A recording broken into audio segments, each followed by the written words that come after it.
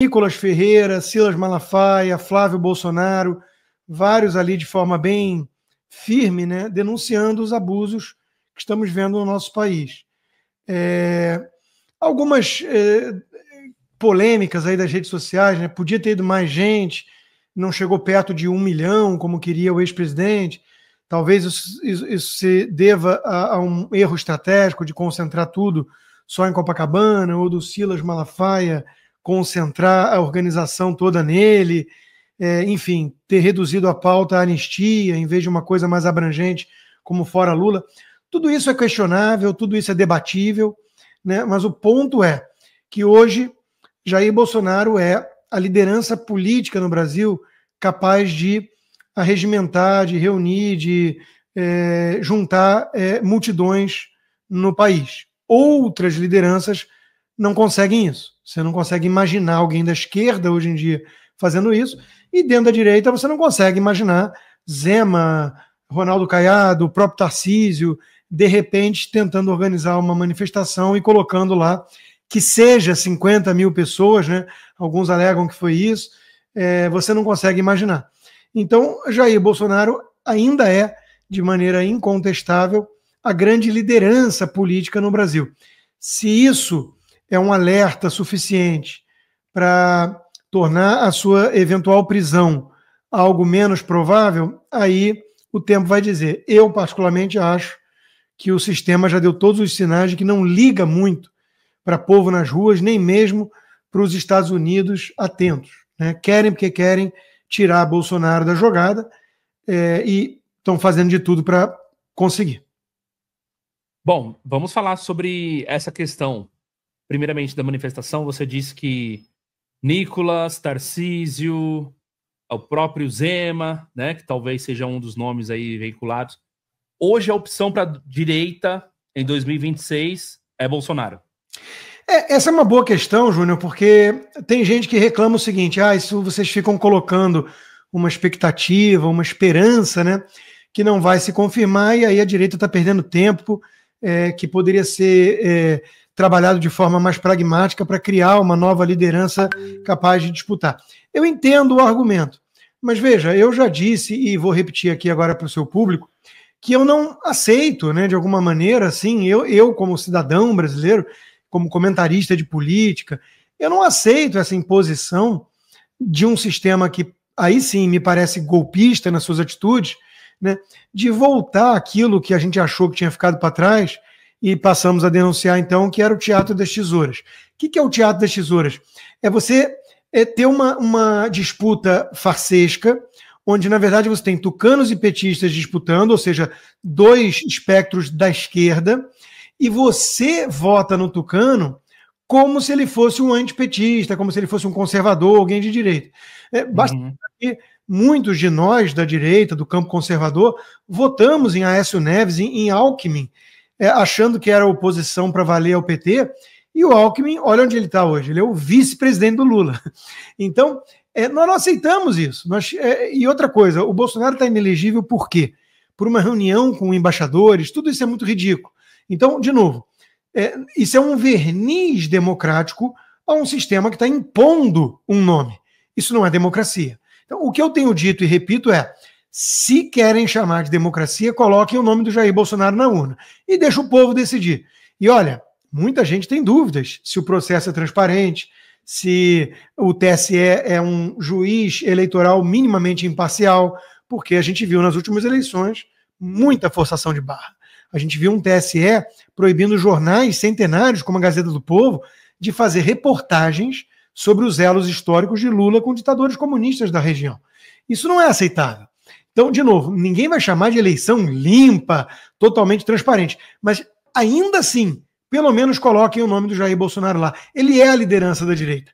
Deixem o povo decidir. Sem esse nome lá, chama de qualquer outra coisa, mas não me parece um pleito democrático. Certo.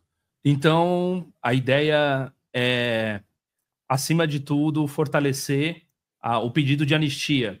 Você acha que isso vai surtir algum efeito na realidade? Olha, a anistia é uma questão que deveria, na minha opinião, unir hoje em dia direita toda, que adora uma picuinha, uma treta, essas coisas, né? Fogo amigo, e até mesmo gente decente da esquerda.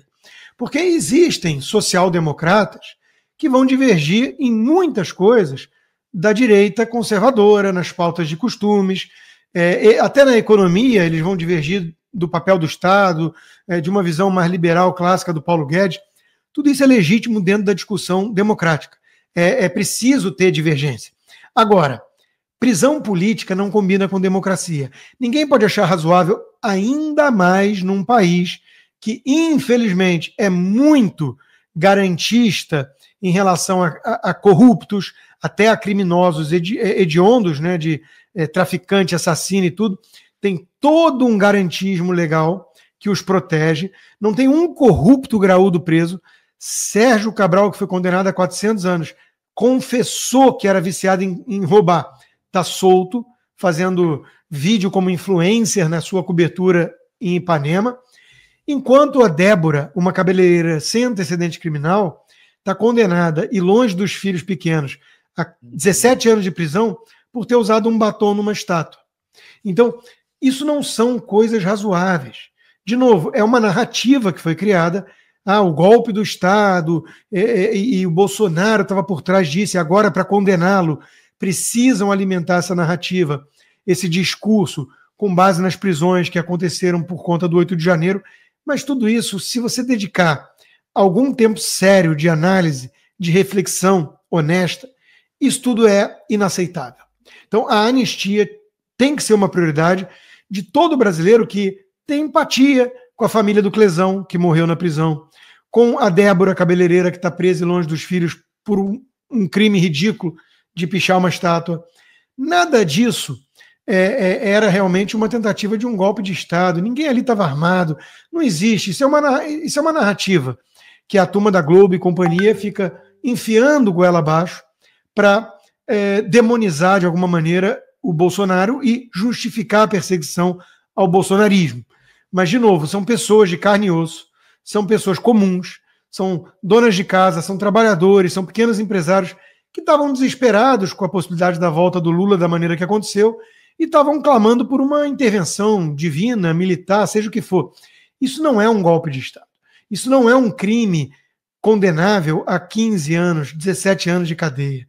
Então, a anistia, que eu nem gosto do nome, eu acho que é justiça, porque esse pessoal está sendo punido por um crime que não cometeu. Então, é justiça acima de tudo. Isso deveria, sim, ser uma prioridade capaz de unir o Brasil. E veja que coisa curiosa, Júnior. Quem está gritando anistia jamais, não há anistia nunca, são, via de regra, pessoas que foram anistiadas, porque cometeram crimes graves, como sequestro de um embaixador americano, como Gabeira, assalto a banco, atentados à bomba, como vários grupos desses comunistas na década de 60, e eles foram anistiados. Então, é um caso espantoso de anistiados por crimes reais que são insensíveis em relação a pessoas que estão pedindo anistia sem ter cometido nenhum crime sério. Perfeito. A pergunta que eu queria te fazer ainda sobre essa questão da anistia é: o Congresso, a bancada bolsonarista, que não é só do PL e tal, tem força para pedir isso? Tem força para, digamos, jogar isso na mesa? Sozinhos, não. Mas o próprio Jair Bolsonaro disse na manifestação que está com o apoio já do Gilberto Kassab, do PSD, por exemplo. Ninguém vai dizer que o Kassab é um bolsonarista. Ele é um ícone, talvez, do centrão fisiológico, alguma coisa assim. Mas, de novo, com a pressão nas redes sociais e a pressão nas ruas, porque a gente discute aí o número presente ali em Copacabana e muita gente tem medo hoje em dia de se manifestar nas ruas por conta do que aconteceu justamente com as pessoas no 8 de janeiro, mas só na Revista Oeste tinha 200 mil pessoas online assistindo, mais milhares e milhares na Rádio Ouro Verde e por aí vai. Então, é muita gente. Ano que vem é um ano de eleição e muito político está de olho, está percebendo que o pulso do povo bate nessa direção. Ou seja, se eles ficarem contra a anistia, pode ser que eles não sejam eleitos, né? Então, essa pressão está ajudando na causa bolsonarista, digamos assim. Mas eu volto a insistir, não deveria ser uma agenda restrita ao bolsonarismo. é uma agenda que me parece persuasiva para os brasileiros em geral, para quem não gosta de injustiça, para quem não está satisfeito com essa perseguição política. Infelizmente, tem muita gente na elite que não se deu conta ainda, não sabe quem é a Clesão que morreu na prisão, não sabe quem é Débora Cabeleireira, não sabe sequer que tem jornalistas sob censura prévia no Brasil, com passaporte retido, com contas bancárias congeladas, como é o meu caso. Tem gente que não sabe, tem conhecido meu que não sabe.